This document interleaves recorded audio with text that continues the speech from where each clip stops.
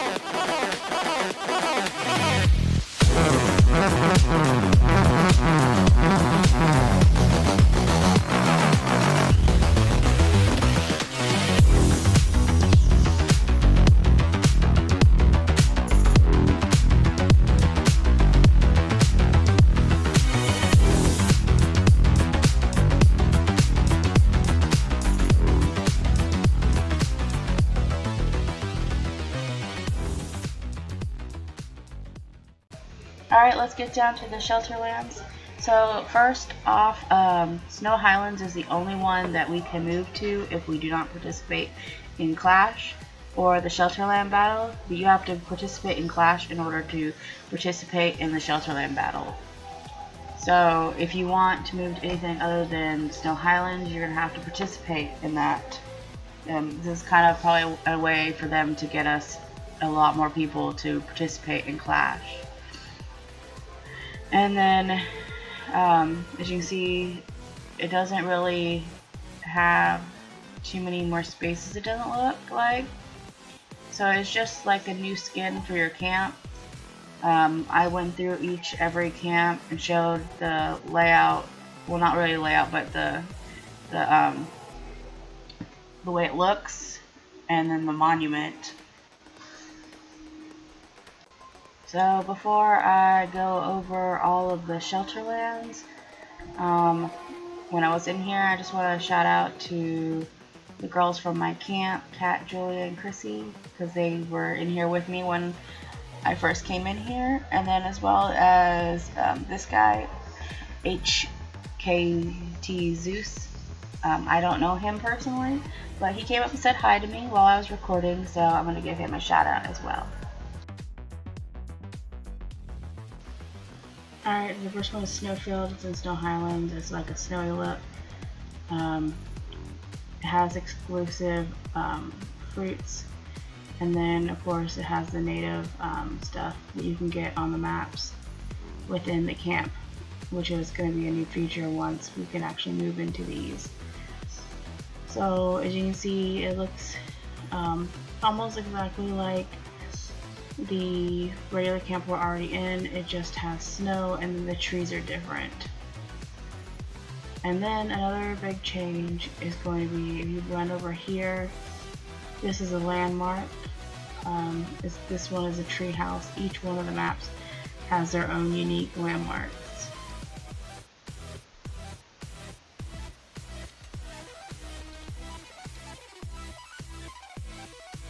Also remember that you can't move to these maps until your camp is electric period. And then in order to move to any other map besides this one, you have to participate in the clash. Alright, so then we have Sand, which is the sandcastle one. It's like a desert. It has the sandcastle landscape. It has more exclusives. Then of course you can get the native stuff here as well. So when we go here, the ground is more sandy, and even on some of the buildings you can see that there's some sand on top of it. And the grass is all dead. One of the biggest changes is definitely the trees. These trees are very unique for a sandcastle. And then we have the ruins over here, which also matches like the ruins that are in sandcastles. So they're sticking to the theme of the map that the Shelterlands are on.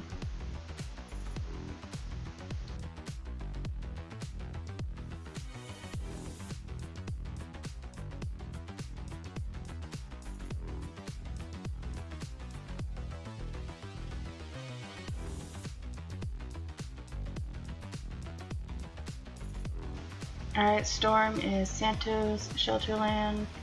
I like the look of this one. It's like blue. And then, of course, we have our camp specialty, and then our native fruit, animal, and fish. So as you can see, it looks really nice. The walls are blue. The buildings have blue on it. I like this one.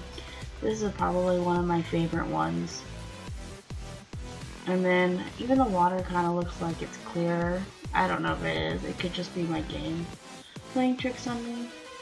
And then of course for the ground we have hard sand and then soft sand. And then we have our monument that's over here, which you could probably build on here and make it like a barbecue place or like a beach hangout. Something fun for your camp. I really like this one.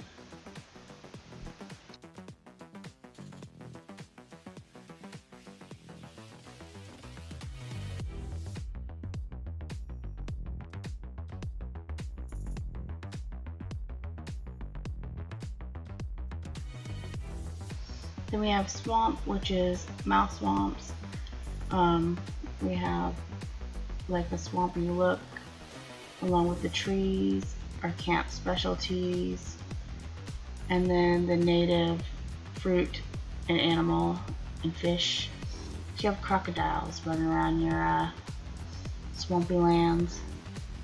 See, it's like big puddles on the ground right here instead of dirt.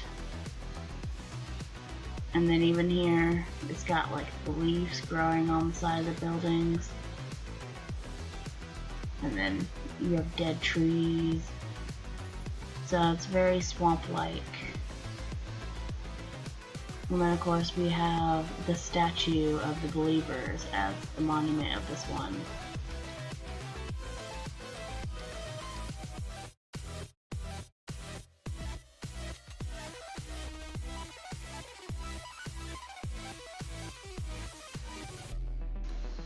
Alright, so we have Wilderness, which is Redwood Town 1. So it looks like the thing is a church. And then our camp specialties, our native. I like the fact that this one has horses. So if I was going off animals, this would probably be my second favorite, just because it has horses. And then this one, the buildings are red. And it still has the leaves on the side. And then, of course, the trees. There's a little bit more trees. than on the original map. And then our monument is, I think it showed it was a church, but here is like missing half of it. So I don't know if like they messed up or if this is just supposed to be like a tower.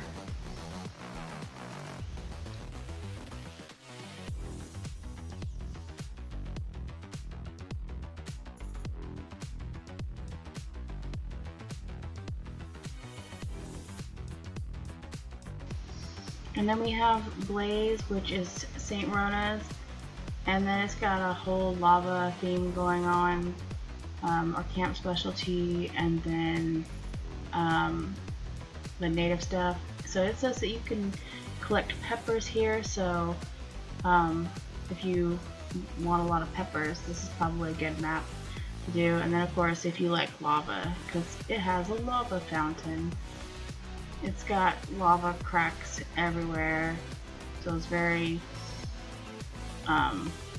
lava-y. The lava fountain. It's kind of gloomy with the lights, the way it's set up. And then of course you have trees on fire, roasted trees, dead trees. It's kind of very dark. I didn't have my light on doing this. And then of course the monument, which is just like a large statue.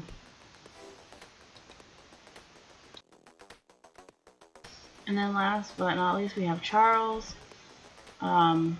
This one is really nice looking too. It's got our native fruit and then our camp specialty and our native stuff. So this is the one that I'm thinking that is for the Clash winners.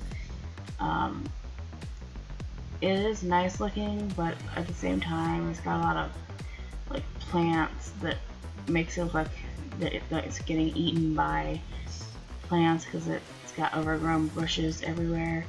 And then when you go out here, it's like very lush forest. It's lots of trees, lots of big trees. And then of course when we go over here to the monument is a is actually a lighthouse, which in Charlestown there is a lighthouse.